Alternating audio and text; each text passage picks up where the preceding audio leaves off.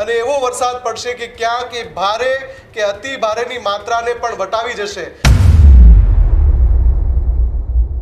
એટલે હજુ પણ લગભગ આવનારા 48 કલાક આવતીકાલે 25 તારીખ અને પરમ દિવસે 26 તારીખે રાત સુધી હજુ પણ ગુજરાતમાં ખતરો રહેલો છે। આ ખતરો કેટલા કલાક સુધી, હજુ પણ સાવચેતી કેટલા કલાક સુધી? એટલે આગ ફાટે તેવી પણ પરિસ્થિતિ આ કન્ડિશનમાં નિર્માણ થતી છે। મોરબી સુરેન્દ્રનગર આ બંને જિલ્લા છે એ પણ અત્યારે રેડ એલર્ટ ઉપર છે। ત્યાં પણ મેઘતાંડવ જેવી સ્થિતિનું નિર્માણ થઈ શકે છે। અમદાવાદની અંદર પણ હજુ આવનારા 48 કલાક દરમિયાન વધુ વરસાદ પડવાની પૂરી શક્યતાઓ દેખાઈ રહી છે। 24 થી 48 કલાકમાં આપણે લાગે છે કે એ બધા જિલ્લાઓ પણ તરબોળ થઈ જશે, જ્યાંથી સૌથી વધારે સવાલો પૂછાયા હતા। અને દ્વારકા જિલ્લો હોય, પોરબંદર હોય કે જામનગર જિલ્લો હોય, એમાં પણ આ છેક જુલાઈના અંત સુધી આ જ સિસ્ટમ કાર્યરત રહેશે અને મેઘતાંડવ થશે। કોઈ મહાકાય સાયક્લોનનો જેટલો ખતરો હોય એનાથી ખતરો એક ટકો પણ કમ નથી। ખૂબ સાચવીને રાખવું પડશે। પછી 48 થી 72 કલાક પછી આપણે થોડું ઘણું થઈ જશે। વરસાદ ચાલુ રહેશે પણ તે પછી આપણે તીવ્રતા પહોંચી જશે।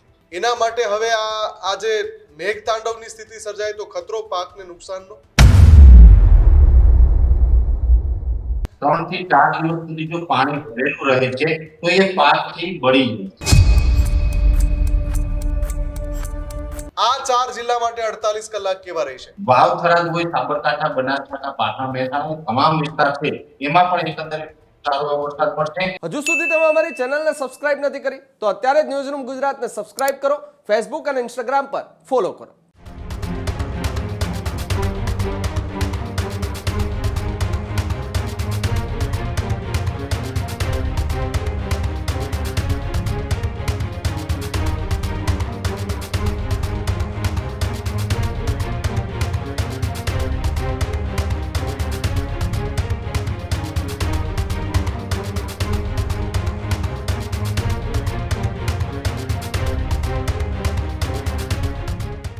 નમસ્કાર, ન્યૂઝરૂમ ગુજરાતમાં આપનું સ્વાગત છે। ગર્જનાદ સાથે હું છું મુફદ્દલ કપાસી અને હું છું પ્રદીપ।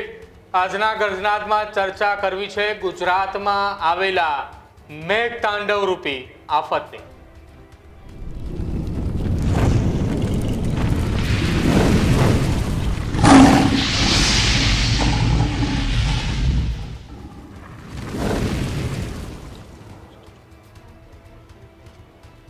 તો ગુજરાતમાં છેલ્લા 24 થી 36 કલાકમાં અનેક જિલ્લા અને અનેક તાલુકા મેઘ તરબોળ થઈ ચૂક્યા છે। જે રીતે મેઘરાજા શાહી સવારી લઈને પહોંચ્યા।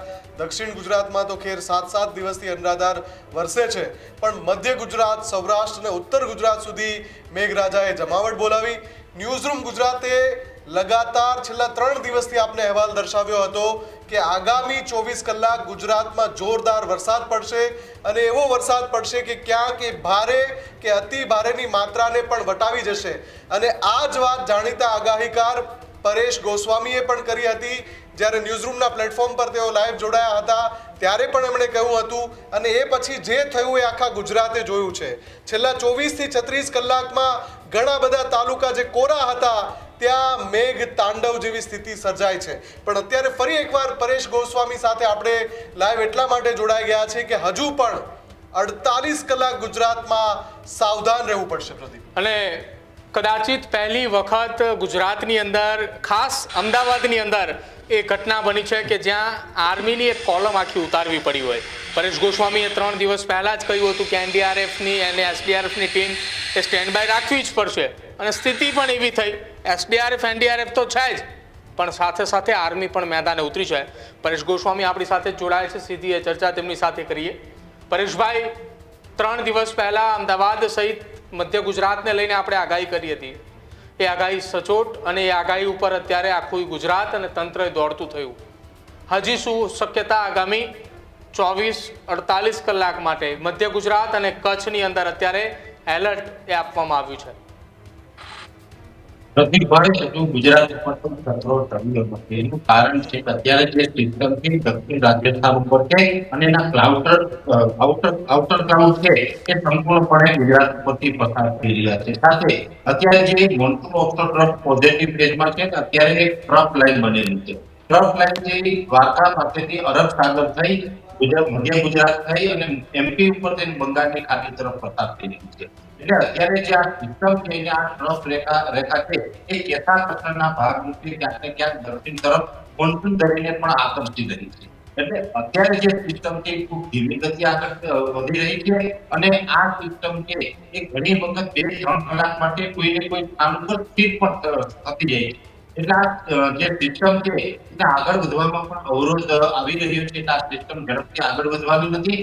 બીજી વાત એ છે કે આ સિસ્ટમ છે એ ગઈકાલ બપોર સુધી લો પ્રેશર કેટેગરીમાંથી ત્યાર પછી વધુ મજબૂત થઈ છે. જેમ કે અરબ સાગરનો ટ્રફ એમની સાથે લિંક થયો છે એટલે એમને પૂરતો વેગ મળી રહ્યો છે. અત્યારે ગુજરાત ઉપર પશ્ચિમ અને પશ્ચિમ દક્ષિણ સાઈડથી જે અરબ સાગરના ભેજવાળા પવન આવી રહ્યા છે એને કારણે આ સિસ્ટમથી વધુ મજબૂત પણ થઈ છે અને અત્યારે આ સિસ્ટમથી વેલ માર્ક લો પ્રેશર કેટેગરીમાં આવી ચૂકી છે એટલે વધુ સ્ટ્રોંગ બની છે. એટલે હજુ પણ લગભગ આવનારા 48 કલાક આવતીકાલે 25 તારીખ અને પરમ દિવસે 26 તારીખે રાત સુધી હજુ પણ ગુજરાતમાં ખતરો રહેલો છે. જેની અંદર હવે આવનારા દિવસની અંદર જોવા જઈએ તો જે સૌરાષ્ટ્રના વિસ્તારની વાત કરીએ તો સૌરાષ્ટ્રના જામનગરથી રાજકોટ સુધીના જે વિસ્તારો છે એમાં પણ ભારેથી અતિ ભારે વરસાદ વરસી શકે છે. કચ્છમાં સાર્વત્રિક વરસાદ હજુ પણ 2 દિવસ સંભવ છે. પણ કચ્છનો જે પૂર્વ ભાગ છે એટલે કે રાપર તાલુકો હોય ભુજના પૂર્વ ભાગ છે તમામ વિસ્તારની અંદર પણ ભારેથી અતિ ભારે વરસાદ વરસી શકે છે. અને જેવી રીતે અમદાવાદની જે ગઈકાલે સ્થિતિ થઈ છે મેઘ તાંડવ જોવા મળ્યું છે એવી રીતે મોરબી સુરેન્દ્રનગર આ બંને જિલ્લા છે એ પણ અત્યારે રેડ એલર્ટ ઉપર છે. ત્યાં પણ મેઘ તાંડવ જેવી સ્થિતિનું નિર્માણ થઈ શકે છે. ત્યાર પછી જે સૌરાષ્ટ્રના બોટાદ અને ભાવનગર જિલ્લા છે આ બંને જિલ્લામાં પણ સામાન્ય કરતા વધુ વરસાદની સંભાવનાઓ ચોક્કસથી દેખાઈ રહી છે. આ વિસ્તારને બાદ કરતા સૌરાષ્ટ્રના બીજા વિસ્તારમાં સામાન્યથી મધ્યમ વરસાદ જોવા મળશે. ખાસ કરીને પશ્ચિમ સૌરાષ્ટ્રમાં વરસાદની અછત હતી. આ વખતે કોઈ ખાસ પરફોર્મન્સ જોવા નહોતું મળ્યું. એમાં પણ આજથી વહેલી સવારથી ત્યાં વરસાદની શરૂઆત થઈ છે. આવનારા 3 થી 4 દિવસ સુધી પશ્ચિમ સૌરાષ્ટ્રમાં દ્વારકા, જામનગર, પોરબંદર જેવા વિસ્તારમાં પણ લગભગ 2 થી લઈને 3-3.5 ઇંચ સુધીના વરસાદ વરસી શકે છે. એવી જ રીતે જોવા જઈએ તો મધ્ય ગુજરાતમાં પણ હજુ ખતરો રહેલો છે. ખાસ કરીને વિરમગામ હોય, આણંદ, નડિયાદ, ખેડા, વડોદરા આ તમામ જિલ્લાની અંદર સામાન્ય કરતા વધુ વરસાદની સંભાવનાઓ છે. અમદાવાદ જિલ્લો છે એમાં પણ હજુ અત્યારે આપણે ખતરાથી બહાર નથી આવ્યા. અમદાવાદની અંદર પણ હજુ આવનારા 48 કલાક દરમિયાન વધુ વરસાદ પડવાની પૂરી શક્યતાઓ દેખાઈ રહી છે.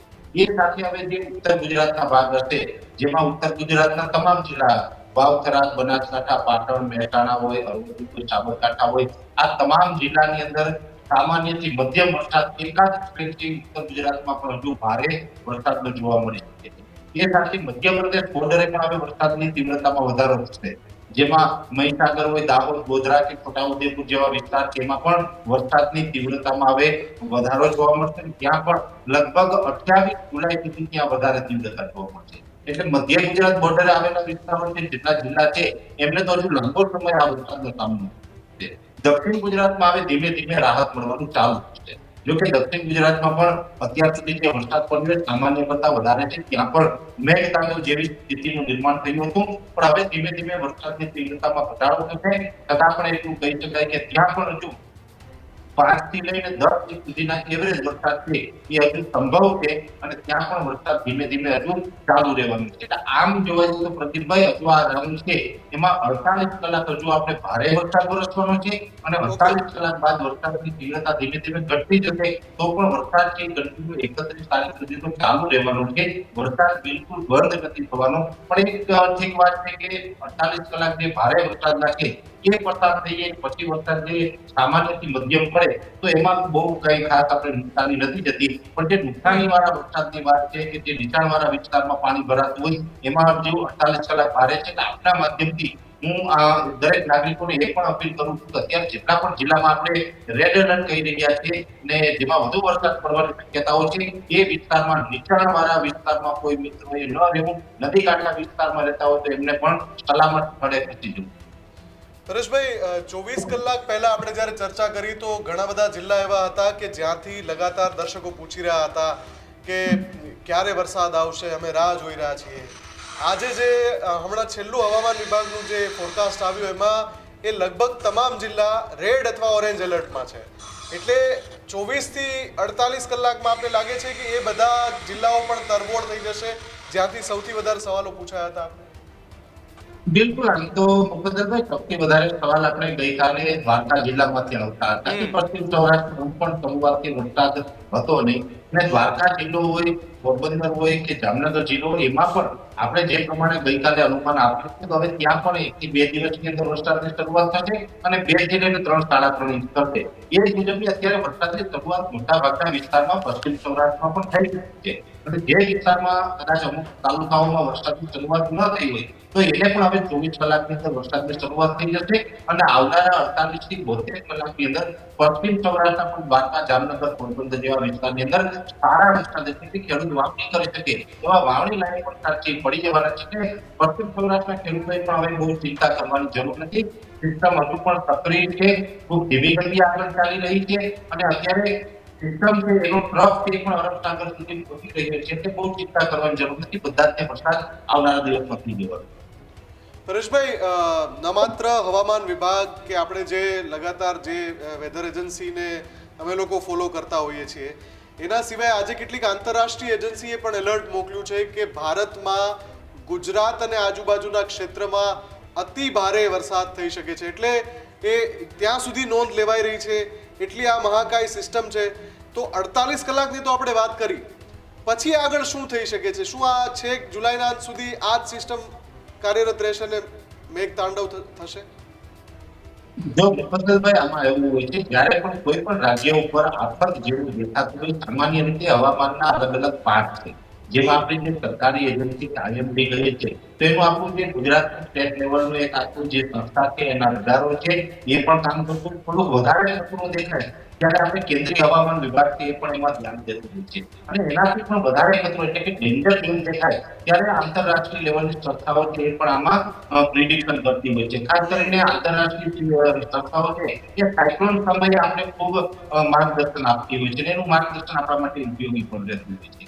એટલે અત્યારે જો આંતરરાષ્ટ્રીય સંસ્થાઓ પણ જો સક્રિય થઈ હોય તો એના ઉપરથી ફક્ત એટલું જ સમજવાનું છે કે કોઈ મહાકાય સાયક્લોનનો જેટલો ખતરો હોય એનાથી ખતરો એક ટકો પણ કમ નથી.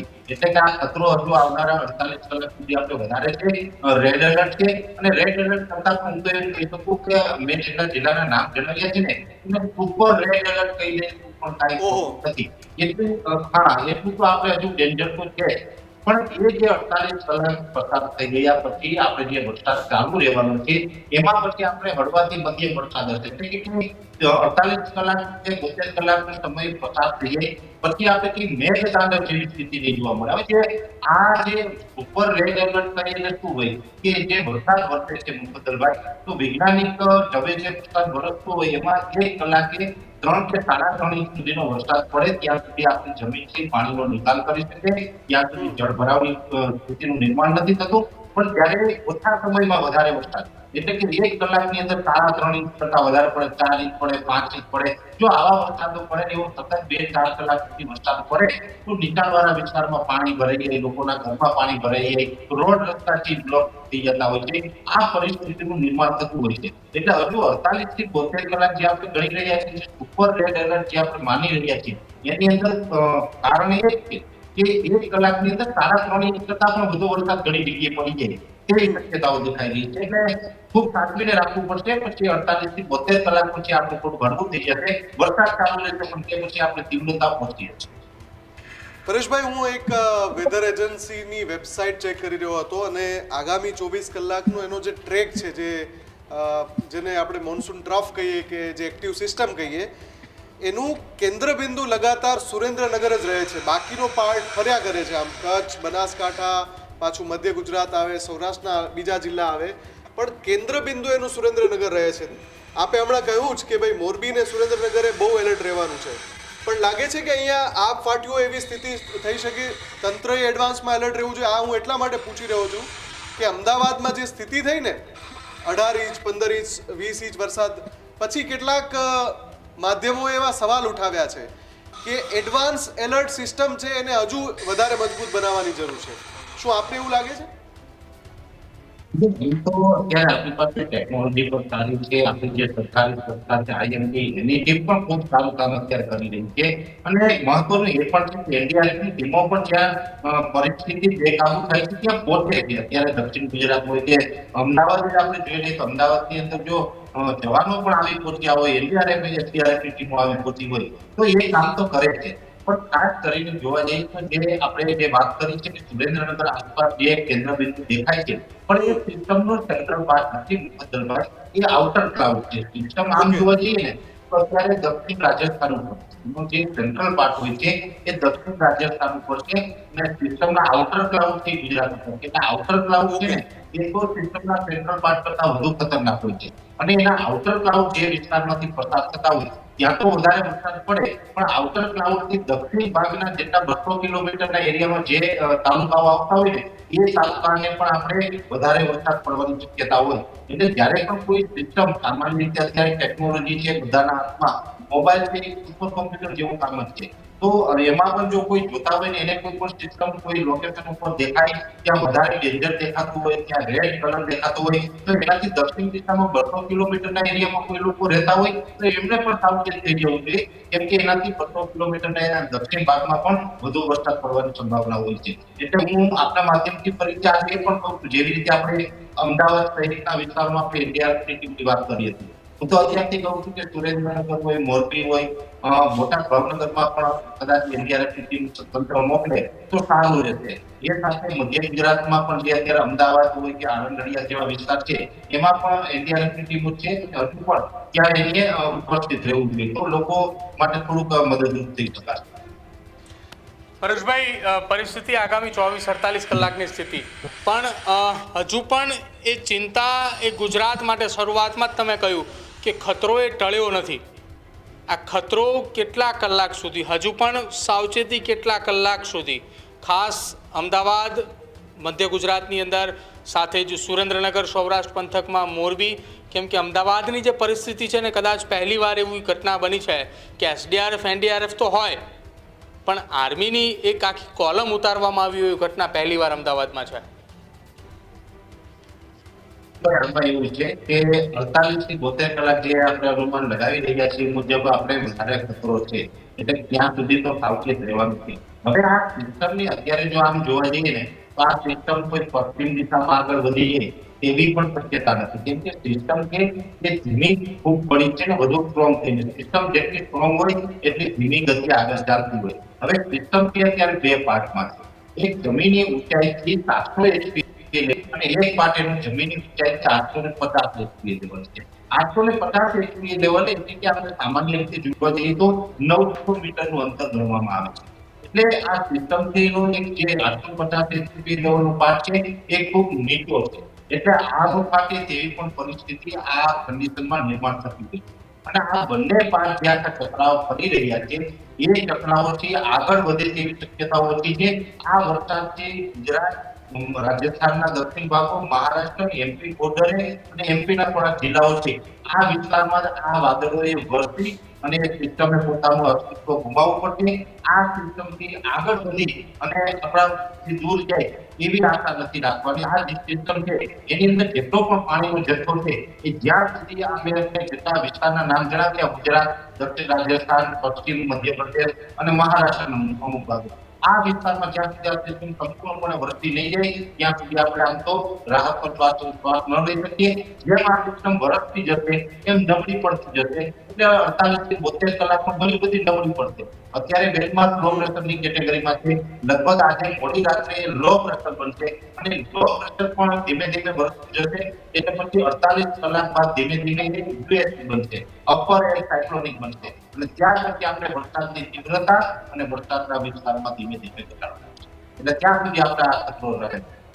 સુરેશભાઈ, આપણે અત્યાર સુધી ચર્ચા કરતા હતા કે વાવણી ક્યારે કરી શકશે ખેડૂતો, કેમ કે ઘણા બધા વિસ્તાર કોરા રહ્યા હતા. હવે જે પરિસ્થિતિમાં આપણે છીએ અને જે રીતે આપણે ચર્ચા કરી રહ્યા છીએ કે સુરેન્દ્રનગર, મોરબી પર અને બીજા જ્યાં જ્યાં રેડ એલર્ટ ને તમે એને સુપર રેડ એલર્ટ કહ્યું એવા જે વિસ્તારો છે, શું ત્યાં જે વાવણી થઈ ચૂકી છે એના માટે હવે આ જે મેઘતાંડવની સ્થિતિ સર્જાય તો ખતરો પાકને નુકસાનનો? આમ જોવા જઈએ તો વધારે વરસાદ પડે એટલે સામાન્ય કરતા વધારે વરસાદ પડે ખેડૂતના પાક માટે નુકસાનકારક બની જાય છે. મુખ્યત્વે અત્યારે કોઈ પણ ખેતર હોય ખેડૂતનું ને એની અંદર કદાચ 3 થી 4 દિવસ સુધી જો પાણી ભરેલું રહે છે તો એ પાક છે એ બળી જાય છે. સાથે એમાં ભેજનું પ્રમાણ પણ વધી જાય, પાક કદાચ અમુક મોટો હોય અને ન બળે તો પણ એમાં અલગ અલગ ડિઝીઝ આવવાના ચાન્સ વધી જતા હોય છે. જેમ કે અત્યારે મગફળીનો પાક છે તો એની અંદર એસ્પરજીલનાઇઝર અને ક્લેરેક્ટિન જેવા રોગની સંભાવનાઓ વધી જશે. એક પ્રકારની ફૂગ છે. હવે શરૂઆતમાં જો નાનો પાક હશે તો એમાં એસ્પરજીલનાઇઝરનો ઉપદ્રવ વધશે, મોટો પાક હશે તો એની અંદર ક્લેરેક્ટિન નામની જે ફૂગ આવે છે એનો ઉપદ્રવ વધશે. એટલે પાકની અંદર રોગનું પ્રમાણ પણ વધશે અને અમુક જગ્યાએ બહુ નાનો પાક હશે અને સતત પાણી ભરાયેલું હશે તો એ પાકથી સંપૂર્ણપણે સુકાઈ પણ જાય છે. વધારે પડતા પાણીને કારણે આવું નુકસાન છે એ પણ ખેડૂતોને થઈ શકે છે.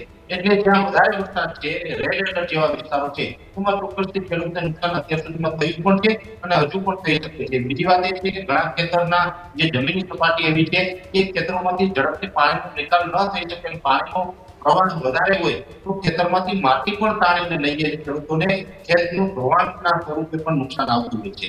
એટલે નુકસાન છેલ્લા 2 દિવસની અંદર હજુ ઘણી જગ્યાએ થયું પણ હશે અને હજુ પણ આ જ્યાં વરસાદ પડશે ત્યાં નુકસાન થાય એવી પૂરી સંભાવનાઓ લાગે. એક અંતિમ સવાલ પરેશભાઈ કે જે પ્રકારની પરિસ્થિતિ છે 4 જિલ્લાની વાત કરવી છે. બનાસકાંઠા કે જ્યાં ઘણા બધા તાલુકા છે કે જ્યાં વરસાદ પડ્યો જ નથી, સાબરકાંઠામાં પણ એવી સ્થિતિ છે, અરવલ્લીમાં પણ એવી સ્થિતિ છે અને કચ્છ. આ અત્યારે 4 જિલ્લા રેડ એલર્ટમાં છે અને જે સિસ્ટમ તમે કહો છો કે દક્ષિણ રાજસ્થાનમાં છે અને એનો પ્રભાવ જે આ 4 જિલ્લા ઉપર હોવાના કારણે હવામાન વિભાગે પણ રેડ એલર્ટ આપ્યું છે. આ 4 જિલ્લા માટે 48 કલાક કેવા રહી શકે છે? દરેક જિલ્લાની અંદર વરસાદની શક્યતાઓ છે. ખાસ કરીને કચ્છ જિલ્લાની જો વાત કરવાની તો કચ્છના જે પૂર્વ પાર્ટ છે એ વિસ્તારની અંદર વરસાદની તીવ્રતા થોડી વધુ રહેશે. મધ્ય અને પશ્ચિમ કચ્છની અંદર સામાન્ય વરસાદ જોવા મળશે. વાવ થરાદ હોય, સાબરકાંઠા, બનાસકાંઠા, પાટણ, મહેસાણા તમામ વિસ્તાર છે એમાં પણ એકંદરે સારો વરસાદ પડશે અને 1-2 સેન્ટર એવા હશે કે ત્યાં ભારેથી અતિ ભારે વરસાદ પડશે. એટલે આ જ્યાં ઉત્તર ગુજરાતના અમુક વિસ્તારની અંદર વરસાદથી હજુ સુધી વંચિત રહ્યા હોય એ ખેડૂતોએ પણ ચિંતા કરવાની જરૂર નથી. હવે 2 દિવસની અંદર તમામ વિસ્તારને વરસાદનો લાભ મળશે અને 48 કલાક પછી વરસાદની જે તીવ્રતા સાથે જે વરસાદ પડે છે મુકદ્દરભાઈ એમાં ઘટાડો થવાનો છે. વરસાદ બંધ તો થવાના નથી. 31 તારીખ સુધી આ સેશન ચાલવાનું છે. ત્યાં સુધીમાં મેં આપને લગભગ 2 દિવસ પહેલા પણ આપની સાથે વાતમાં કહ્યું હતું કે આ જે વરસાદનો રાઉન્ડ છે આ ગુજરાતના 95 થી 98% વિસ્તારને વરસાદનો લાભ મળશે અને એવી જ રીતે આ સિસ્ટમ છે એનો લાભ અત્યારે મળી રહ્યો છે. 31 તારીખ સુધીમાં ગુજરાતના 95 થી 98% વિસ્તારને વરસાદ વરસી જશે અને સારી વરસાદ થશે. વાવણી લાયક અત્યાર સુધી જેને વરસાદ નથી એ તમામ ખેડૂતોને વાવણી લાયક વરસાદનો પણ લાભ મળવાનો છે.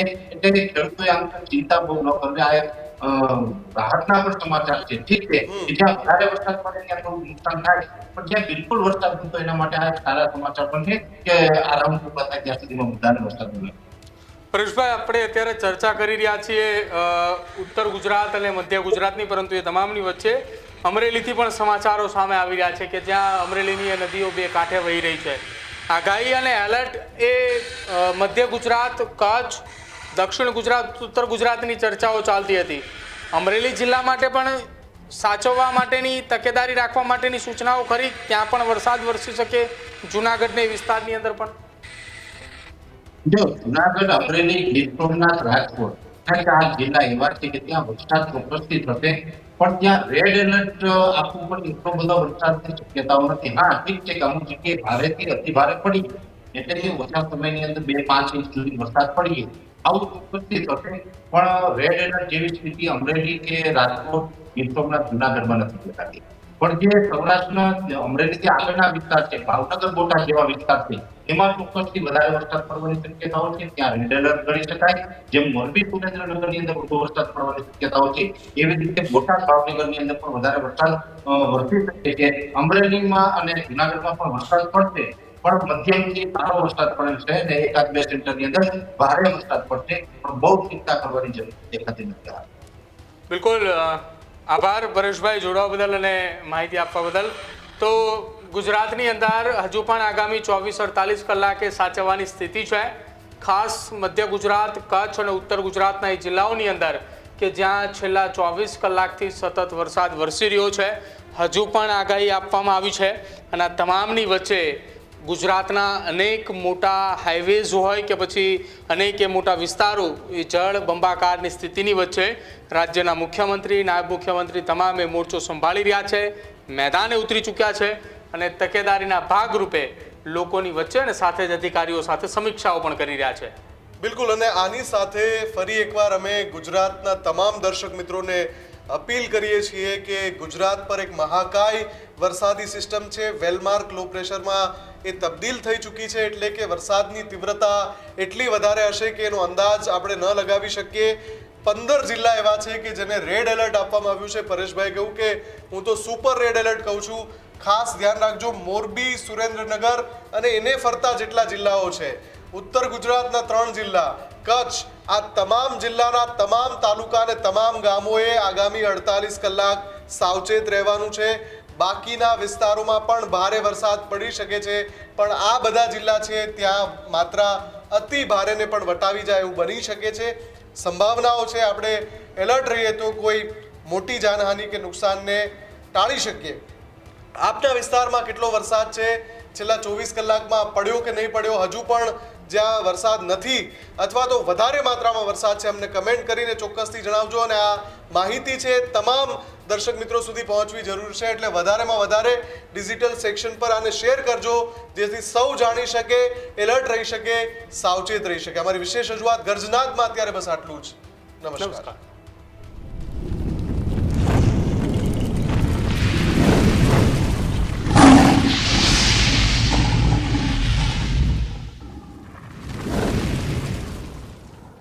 ખેડૂત ભાઈઓ છે ખેતરમાં ડ્રોન ઉડાવતા હોય છે ત્યારે આપણે એક પ્રશ્ન સતાવતો હોય છે કે જે આપણે અત્યાર સુધી જીપીએસ ટેકનોલોજીવાળા ડ્રોન વાપર્યા છે, જેથી કરીને મોબાઈલ ટાવર છે અથવા તો હાઈ ટેન્શન લાઇન પસાર થતી હોય, કોઈ વૃક્ષો હોય, ત્યારે જે જીપીએસ ટેકનોલોજીવાળા ડ્રોન છે એમાં ટકરાય અને ટ્રેસ થાય છે. પણ એગ્રીવન લાવ્યું છે GNSS ટેકનોલોજી ડ્રોન, જેથી કરીને એ ડ્રોન છે એ કોઈ જગ્યાએ ટકરાય નહીં, પોતાની રીતે જ ડિસિઝન લે છે અને મૂવ થઈ જાય છે, જેથી કરીને GNSS ટેકનોલોજી ડ્રોન છે એ વાપરવાનો આગ્રહ રાખો. અત્યારે જ ન્યૂઝરૂમ ગુજરાતની યુટ્યુબ ચેનલને સબસ્ક્રાઇબ કરો અને ઇન્સ્ટાગ્રામ અને ફેસબુક પર ફોલો કરો. અપડેટ રહો, સત્યની સાથે રહો.